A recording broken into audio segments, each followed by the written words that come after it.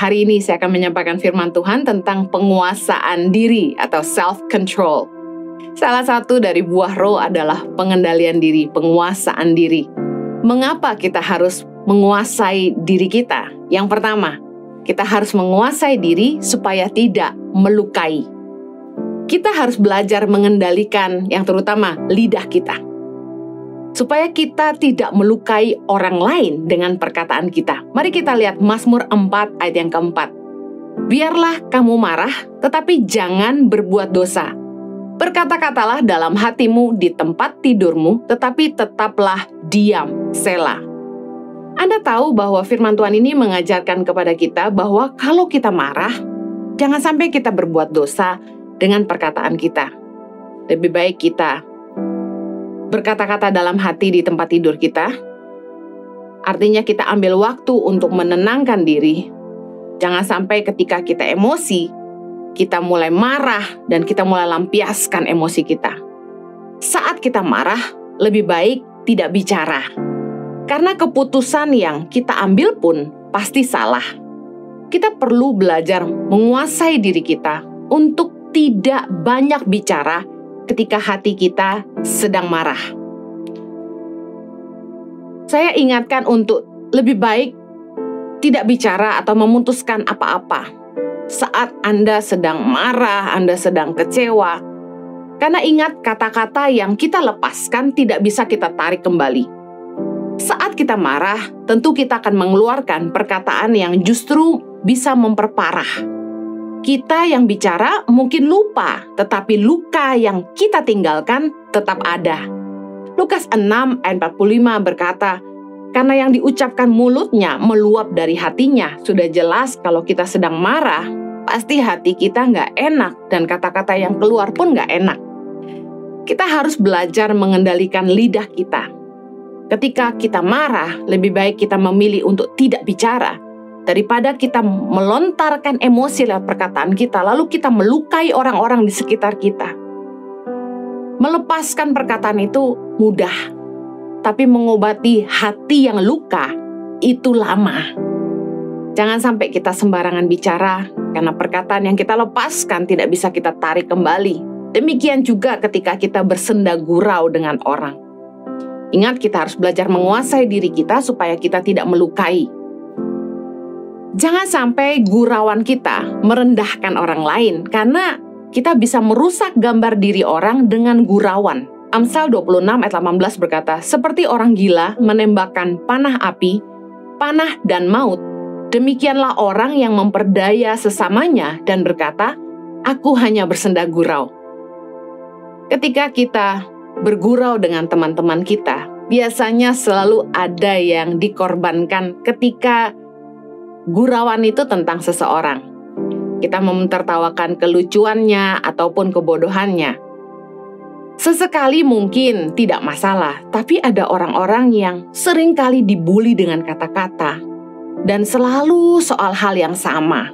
Misalnya bentuk fisiknya, misalnya bentuk wajahnya, ataupun hal yang lainnya. Bagi teman-teman yang mentertawakannya, mungkin maksud hati tidak merendahkan, hanya cari objek untuk diguraukan, jadi bahan gurauan, untuk menghibur semuanya. Tapi saya ingin ingatkan, jangan sampai untuk membuat kita tertawa, kita membuat orang lain berduka. Kita yang bicara mungkin lupa, tapi luka yang kita tinggalkan tetap ada. Jangan sampai kita merusak gambar diri orang dengan gurauan. Dikatakan seperti orang gila menembakkan panah api, panah dan maut. Panah itu kalau sudah nancep, nusuk, itu membuat luka dan biasanya susah dilupakan. Pernahkah Anda direndahkan sama orang atau dicaci maki? Perkataan orang itu melekat di hati Anda sampai susah lupa. Mau tidur ingat, mau mandi ingat, mau makan ingat. Perkataan itu segitu tajamnya. Makanya dikatakan perkataan mulut kita ini seperti panah api, panah dan maut.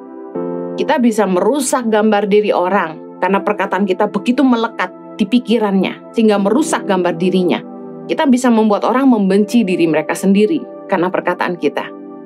Mungkin banyak di antara kita yang nggak sadar ya, ketika kita bergurau, kita nggak lagi mengendalikan lidah kita.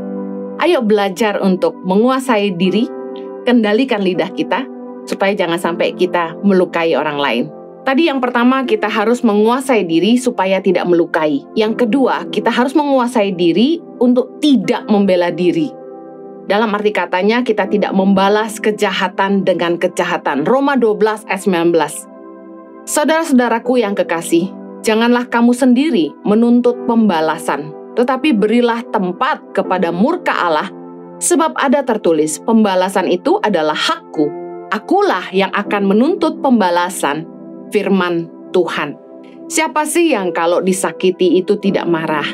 Siapa sih yang kalau sampai direndahkan tidak kecewa? Dan ketika kita marah, ketika orang jahatin kita, tentu secara otomatis manusiawinya kita akan berpikir bagaimana kita membalas perbuatan orang. Ketika orang mencela kita, otomatis kita akan berpikir apa yang kita akan balas dengan perkataan kita. Orang cenderung membela dirinya sendiri dengan membalas perbuatan jahat orang lain. Bahkan ada yang berkata begini, kalau kamu baik sama saya akan baik sama kamu. Tapi kalau kamu jahat sama saya akan lebih jahat sama kamu.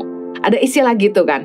Nah, jangan sampai kita membalas kejahatan dengan kejahatan.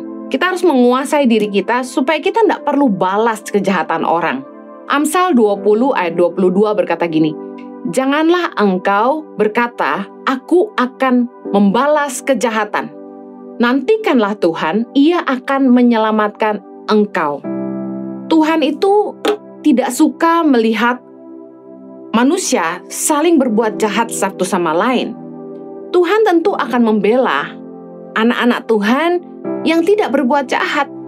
Ketika mereka dijahati orang lain, saya percaya Bapa di sorga yang akan berurusan dengan orang yang menjahati kita.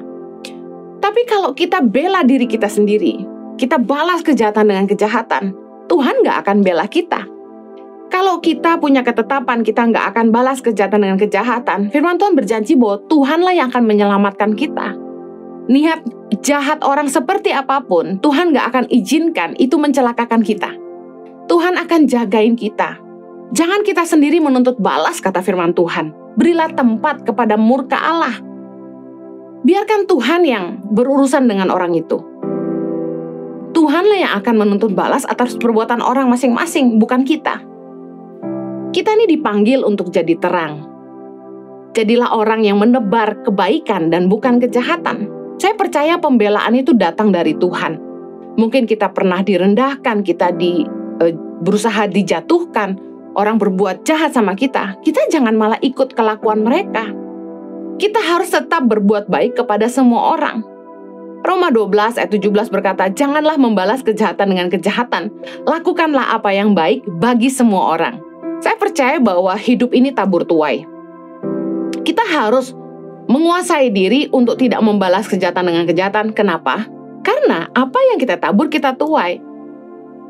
Kita pasti menuai apa yang kita tabur. Kalau kita sudah tabur kebaikan, jangan sampai kita tabur lagi kejahatan di atas kebaikan yang kita tabur. Amsal 17 ayat 13 berkata, siapa membalas kebaikan dengan kejahatan, kejahatan tidak akan menghindar dari rumahnya. Jelas, kita tidak usah nuntut balas. Tiap-tiap kita akan bertanggung jawab kepada Tuhan. Kalau orang jahat sama kita, urusan mereka itu sama Tuhan. Kalau mereka menabur kejahatan, mereka sendiri akan menuai kejahatan. Jangan lagi kita menuntut balas sehingga kita nabur kejahatan juga.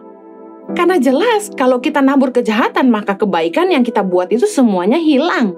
Sia-sia kita menabur kebaikan, kita mengerjakan apa yang baik, lalu kalau kemudian kita kecewa sama orang, lalu kita balas kejahatan orang dengan kejahatan.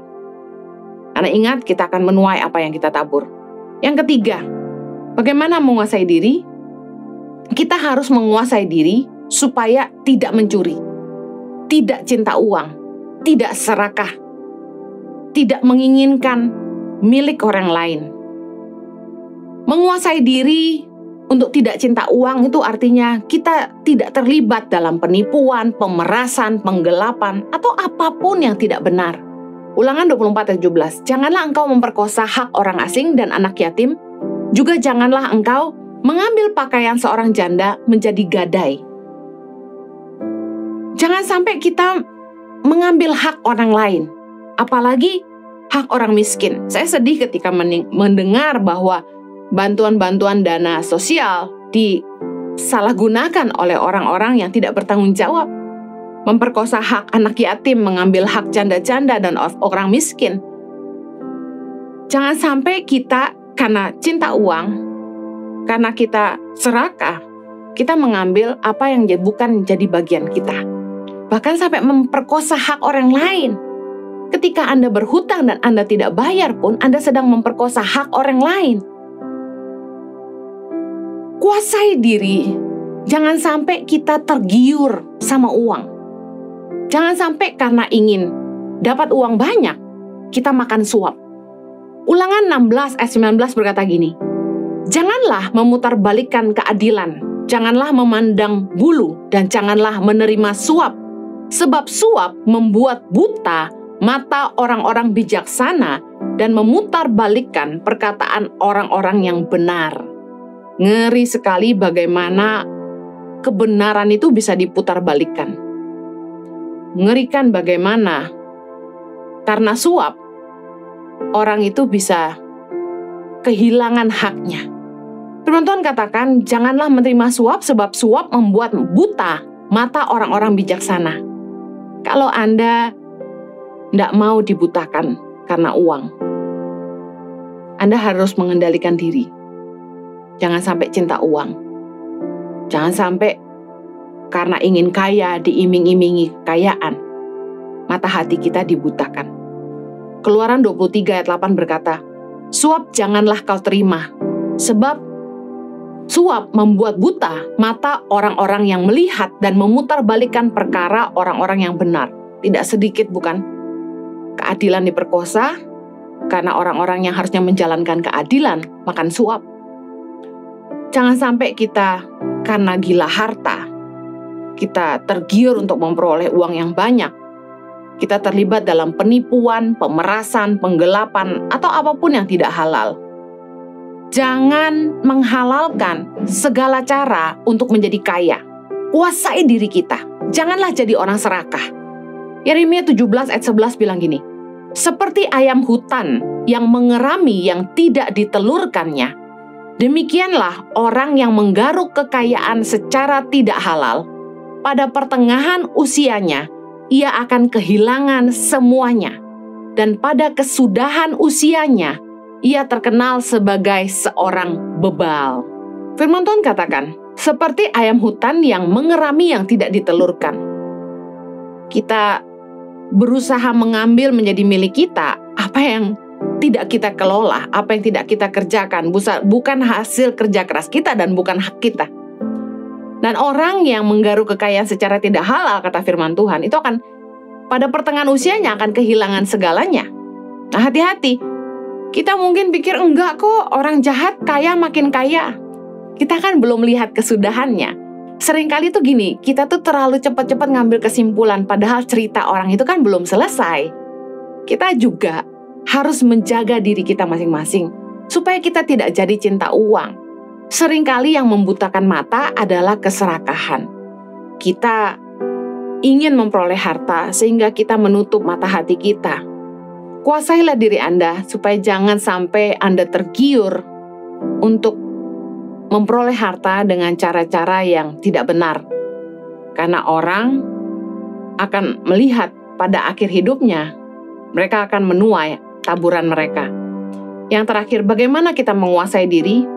Yang keempat, kita harus belajar menguasai diri untuk tetap tenang dalam menghadapi masalah.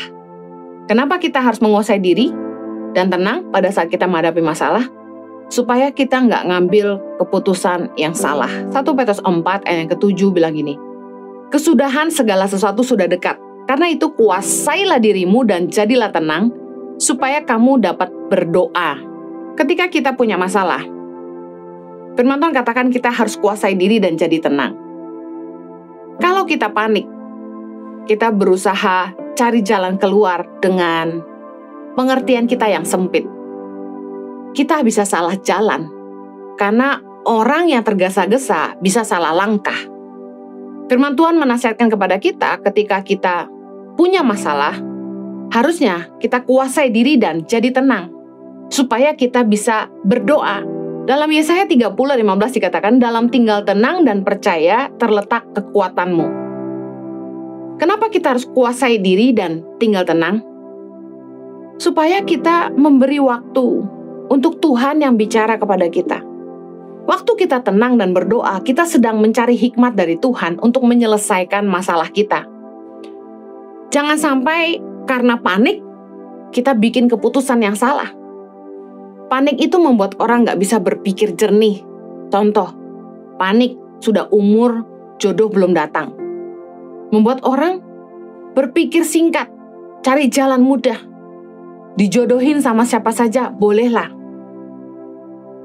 Pasti ada yang berkata bahwa Kak Heni ngomong gampang, karena Kak Heni sudah nikah, kami ini loh gimana. Saya justru berpikir kita tuh harusnya berpikir sederhana. Karena orang yang berpikir sederhana yang akan bisa mengerti kehendak Allah. Kebanyakan itu otak manusia tuh terlalu pinter untuk mikirin masa depannya. Kita karang-karang sendiri, harus seperti ini, kalau nggak gini kita nggak mau. Kalau saya mikirnya sederhana aja, saya sudah serahkan sama Tuhan. Kalau memang Tuhan pertemukan, puji Tuhan. Kalau Tuhan nggak pertemukan, ya sudah. Seringkali manusia tuh maksa. Jangan panik, jangan tergesa-gesa. Amsal 19 ayat 2 bilang, kita kan salah langkah. Panik membuat kita nggak bisa mengerti apa yang jadi kehendak Tuhan bagi kita. Kita harus kuasai diri dan jadi tenang.